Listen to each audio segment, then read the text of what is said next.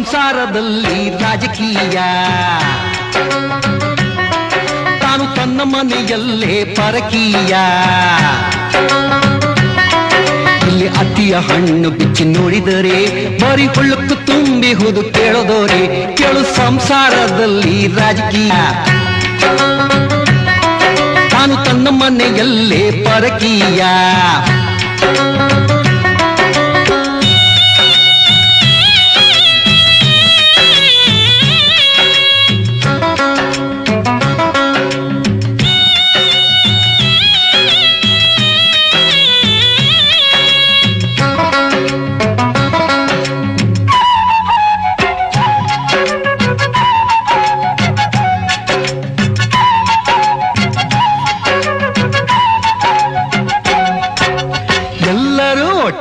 ಓಟನು ನೀಡಿ ಕೊಡುವರು ನಾಯಕ ಪಟ್ಟ.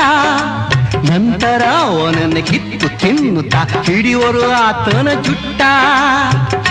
ನಾನೊಂದು ಲೆಕ್ಕದ ಬುಕ್ಕು, ನೂರೊಂದು ವೆಚ್ಚದ ಚಕ್ಕು, ಸೋಮಾರಿ ಮಕ್ಕಳ ಕುಕ್ಕು, ನನಗೀಗ ದೇವರ ದಿಕ್ಕು.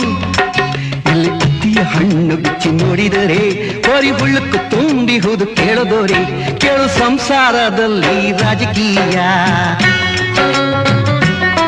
ತಾನು ತನ್ನ ಮನೆಯಲ್ಲೇ ಪರಕೀಯ.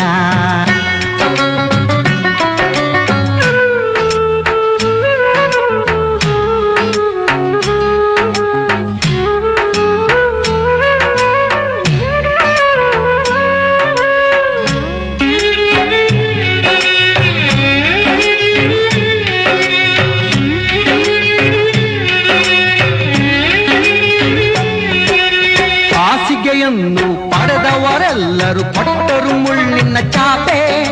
ಮಕ್ಕಳ ಪಡೆದ ಒಂದೇ ತಪ್ಪಿಗೆ ಜೀವನ ಚಿಂದಿಯ ತೇಪೆ. ಭಾಷಣವ ಮಾಡುವರೆಲ್ಲ ನನಗಂತೂ ಬಾಯೇ ಇಲ್ಲ. ಆದರೂ ನಾ ಯಜಮಾನ, ಹೇಗಿದೆ ನನ್ನ ಯಮಾನ. ಇಲ್ಲಿ ಅತ್ತಿಯ ಹಣ್ಣು ಬಿಚ್ಚಿ ನೋಡಿದರೆ ಬರಿ ಹುಳುಕು ತುಂಬಿ ಹುದ್ದು ಕೇಳದೋರೆ. ಕೇಳು ಸಂಸಾರದಲ್ಲಿ ರಾಜಕೀಯ. ತಾನು ತನ್ನ ಮನೆಯಲ್ಲೇ ಪರಕೀಯ.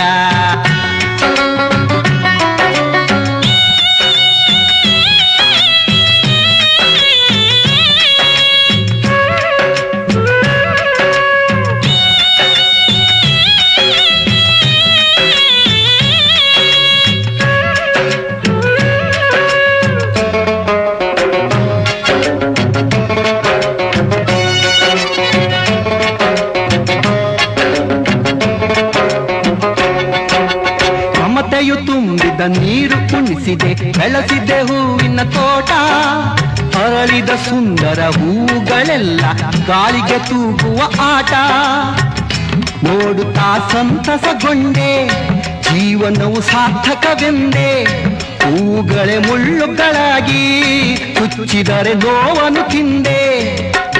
ಇಲ್ಲಿ ಅತ್ತಿಯ ಹಣ್ಣು ಬಿಚ್ಚಿ ನೋಡಿದರೆ ಬರಿ ಹುಳುಕು ತುಂಬಿ ಹುದು ಕೇಳದೋರೆ. ಕೇಳು ಸಂಸಾರದಲ್ಲಿ ರಾಜಕೀಯ.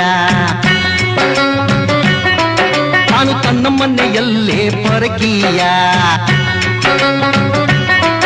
ಇಲ್ಲಿ ಅತ್ತಿಯ ಹಣ್ಣು ಬಿಚ್ಚಿ ನೋಡಿದರೆ ಬರಿ ಹುಳುಕು ತುಂಬಿ ಹುದು ಕೇಳದೋರೆ.